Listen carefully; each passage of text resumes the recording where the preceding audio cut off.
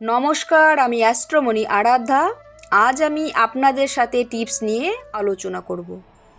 আলোচনাটি বিস্তারিত শুরুর আগে আমার আজকের এই আলোচনাটি যদি আপনাদের উপকারী মনে হয় তাহলে অবশ্যই ভিডিওটিতে একটি লাইক করে দেবেন এবং আমার চ্যানেলটিকে সাবস্ক্রাইব করে দেবেন।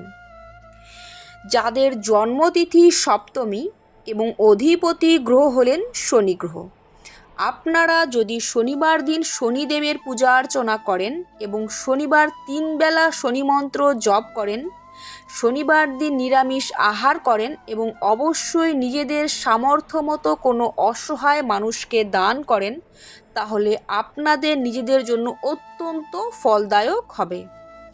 আশা করি এই টিপসগুলো পালন করলে আপনারা নিজেদের মধ্যে অনেক পরিবর্তন লক্ষ্য করবেন।